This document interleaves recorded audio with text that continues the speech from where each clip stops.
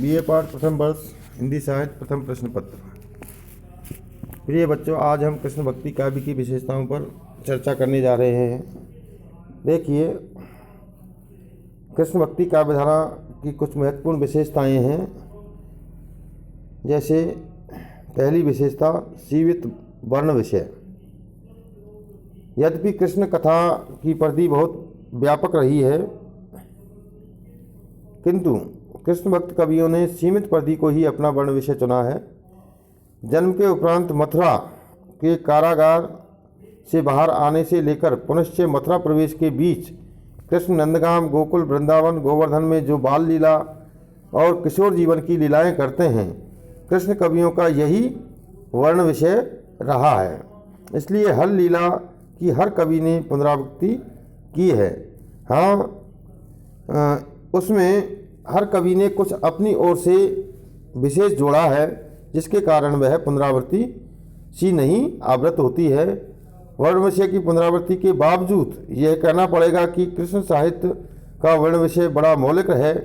इन सभी कवियों के काव्य की आधार भूमि भागवत रही है, लेकिन उन्होंने भागवत का अनुवाद नहीं किया है, बल्कि उसका प्रेरक रूप जो है वो ग्रहण किया है। भागवत में आदि से अंत तक कृष्ण का ब्रह्मत्व और उसके चरित्र का अलौकिक तत्व को चित्रित किया है, जबकि कृष्ण भक्त कवियों ने बहुत कम स्थानों पर अलौकिकता को वर्णित किया है। वे बाल रूप में बाल लीलाएं और युवा रूप में प्रणय लीला करते हुए कृष्ण पर लिखना अधिक पसंद करते थे।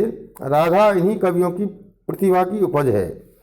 इन कवियों ने लीला वर्णन में मनोभावों का अधिक सुंदर चित्रण किया है। इसीलिए एक ही लीला की दूसरे कवि द्वारा की गई प्रस्तुति पुनरावृत्ति होकर भी आंतरिक भाव प्रकटन के कारण सरस हो गई है। दूसरी इसकी महत्वपूर्ण जो विशेषता है वो लीला परक सगुण भक्ति में विश्वास। देखिए, कृष्ण भक्त कवियों ने भक्त के विभिन्न नव विकसित रूपों में प्रेम प्रधान रूपों को ही प्रमुखता दी है। कृष्ण भक्त काव्यों में प्रेम प्रधान भक्ति में स्वकीय और प्रक्रिया दोनों प्रेम भावों को अपनाया गया है।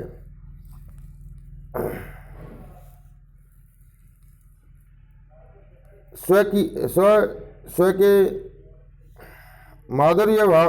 देखो, इस बारे में गणपत चंद्र गुप्त ने लिखा है कि माधुर्य भाव की उपासना को अपनाते हुए भी इन कवियों ने मीरा और सूरदास जैसे कुछ कवियों को छोड़कर अपने आराध्य के प्रति प्रत्यक्ष रूप में आत्मनिवेदन एवं प्रणय निवेदन बहुत कम किया है।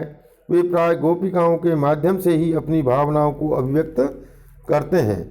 वस्तुतः वे अपने आराध्य की प्रणय क्रीड़ाओं और रासलीलाओं का अवलोकन मात्र करते हैं, स्वयं उनमें प्राय सम्मिलित नहीं होते हैं। देखिए, तीसरी जो विशेषता है वो संप्रदाय सापेक्ष विकसित काव्य स्वरूप। कृष्ण भक्ति काव्य का प्रयोजन सामान्यतः कवियों की अपनी भक्ति भावना को अभिव्यक्त करना रहा है, लेकिन मीरा, रसखान जैसे भक्तों को छोड़कर अधिकांश कृष्ण भक्त कवि किसी न किसी संप्रदाय विशेष से जुड़े हुए थे। इसीलिए सांप्रदायिक प्रभाव उनके काव्य के स्वरूप को निश्चित रूप से प्रभावित किया है।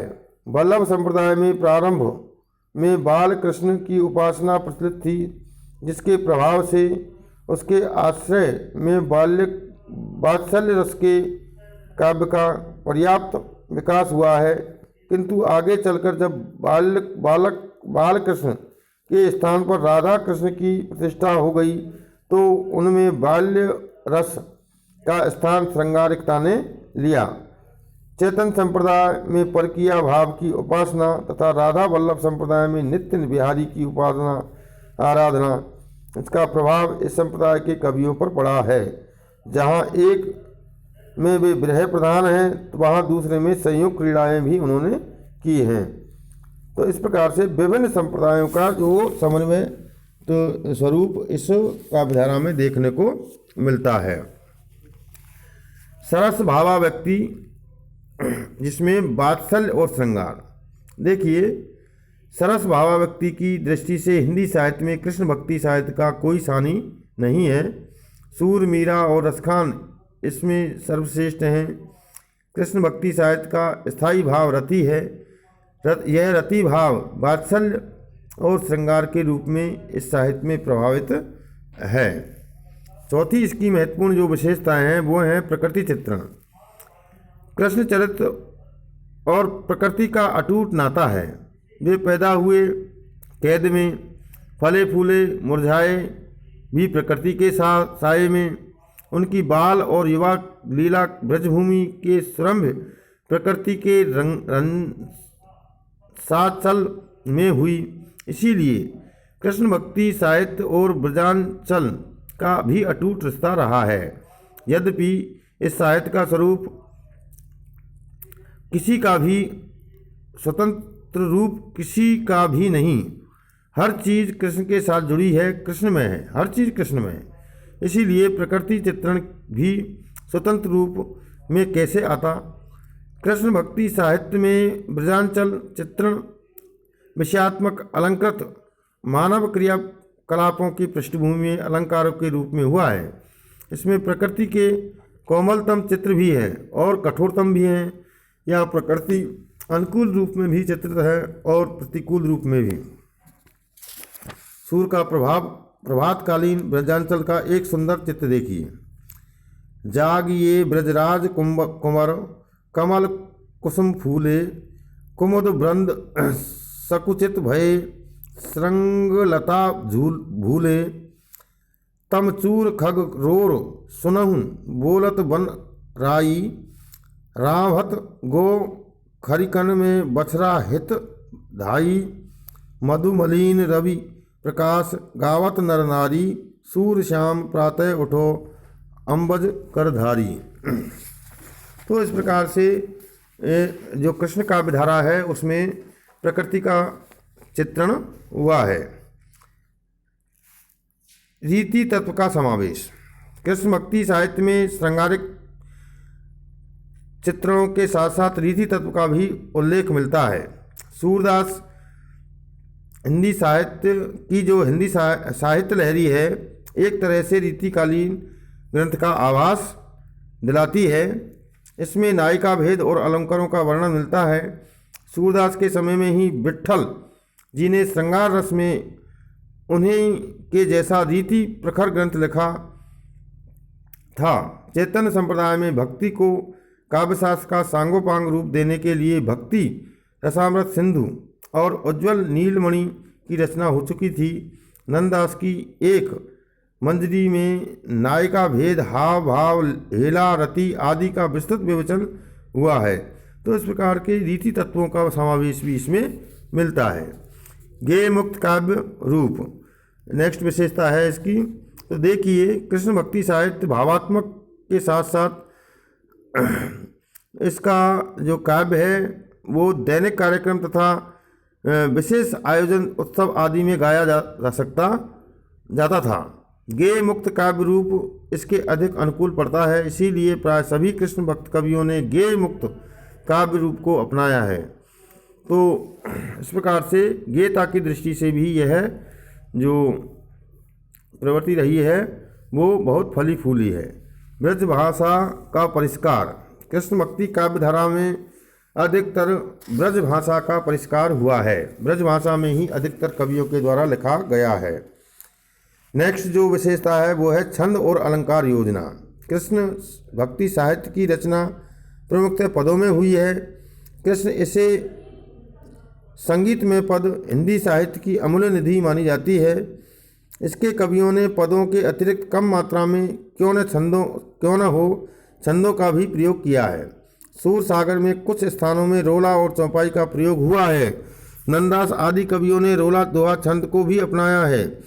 रसखान की रचनाओं में पदों का कहीं प्रयोग नहीं है। उनकी सारी रचनाओं में कवित, सवैया, दोहा, सोरठा छंदों में लिखी गई हैं।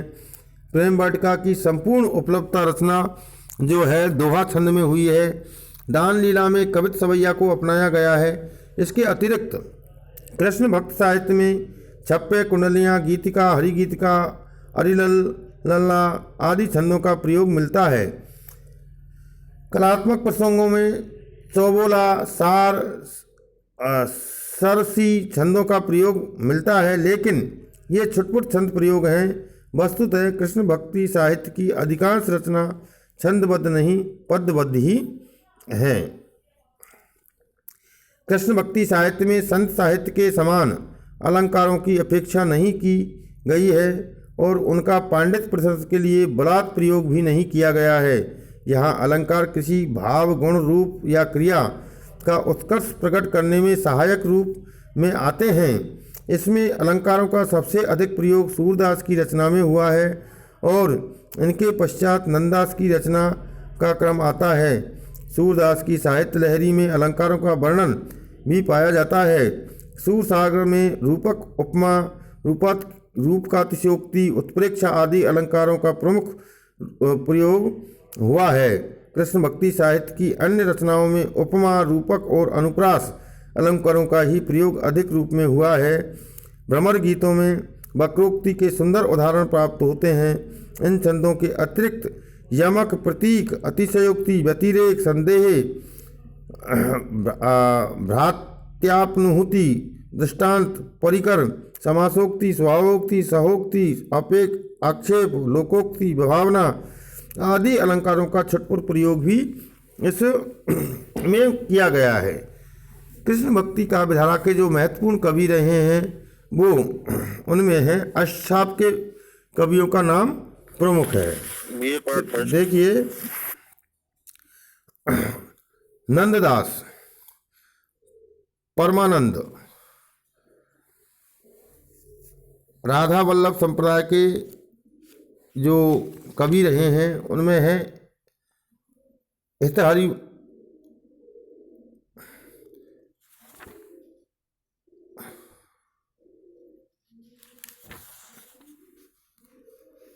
हरिवंश, हरिराम व्यास, ध्रुवदास, मीराबाई, रसखान आदि का नाम प्रमुखता के साथ लिया जाता है। देखिए, रसखान का काव्य वास्तव में रसकी खान रहा है। डॉक्टर रामकुमार वर्मा के शब्दों में रसखान ने प्रेम की अनुभूति जितने रसपूर्ण शब्दों में की वैसी हिंदी में कम ही है। इनकी भावना सीधे हृदय को जाकर स्पर्श करती है, इसलिए माधुर्य भाव के ये बहुत बड़े कवि रीतिकाल में, वक्त काल में हुए हैं। इन्होंने प्रेम के जो मार्ग है उसको बहुत ही सीधा बताया है। देखिए कितना सुंदर वर्णन किया गया है। अति सूद स्नेह कुमारग है, जहाँ नेक सयान अप बाँक नहीं, तहाँ सांस चले तजी आप नेहूँ, जिजके कपटी और निशाक नहीं। तो प्रेम के सच्चे मार्ग और कृष्ण भक्ति जो काव्य धारा है वो प्रेम के ऊपर आधारित है। राधा और कन्हई का जो प्रेम है वो इसमें चित्रण पाता है।